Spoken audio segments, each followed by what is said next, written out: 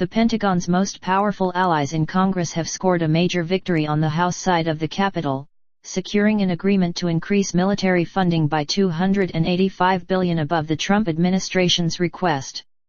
The $6,315 billion in base defense spending endorsed by House Armed Services Committee Chairman Mac Thornberry for fiscal year 2018 falls short of the $640 billion he originally wanted. He agreed to the lower amount after it became clear that the House Budget Committee would not go much further than $621 billion. A HASC aide sought to put this in perspective in the larger scheme of things. The funding that Thornberry is proposing in the 2018 National Defense Authorization Act should be viewed as an important first step toward rebuilding the military, the aide told reporters. She insisted that this budget would put the military on a good trajectory toward even larger budgets down the road.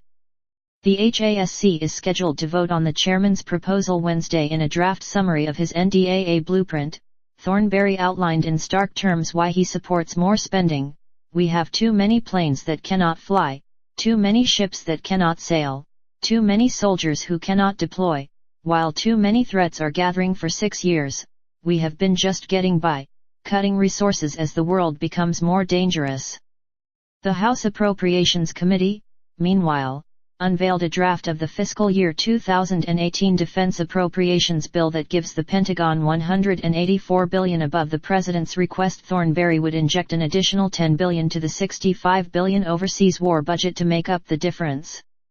This is all good news for the Pentagon and even better news for the defense industry, as the bulk of the increase in the House appropriations draft is for purchases of big-ticket weapons. Also, a positive signal for defense contractors is that spending on new hardware is increasingly viewed on Capitol Hill as a key part of the military readiness equation, whereas in the past readiness was only associated with training and equipment maintenance funds. The Appropriations Committee bill includes a combined $2,337 billion for research, development, and procurement of weapons, 19% more than what the Pentagon received in 2017. It would represent one of the largest single-year increases in recent decades, noted industry analyst Byron Callan, of Capital Alpha Partners. The base budget adds $126 billion for procurement and $1 billion for research and development. Another $7 billion for new weapons would be added to the overseas war budget sum.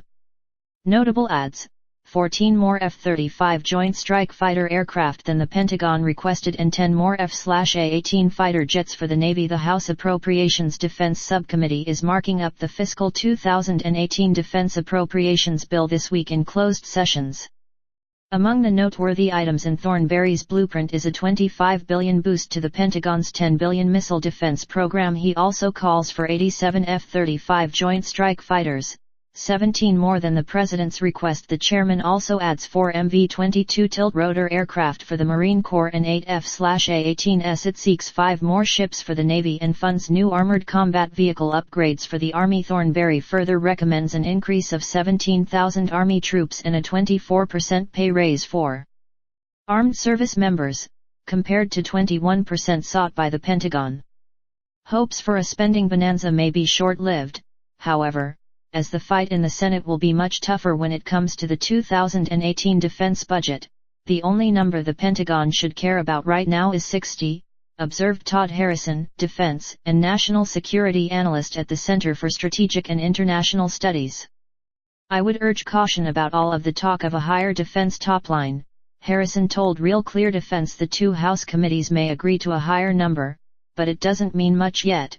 He noted for these numbers to become reality, Congress will need to amend the 2011 Budget Control Act spending caps, and to do that they need to get 60 votes in the Senate. That is a tall order, as Republicans would need support from Democrats who will demand domestic spending increases to match defense. So, the real issue to watch is what kind of budget deal they negotiate with Senate Democrats, and we are a long way from seeing that happen, Harrison said.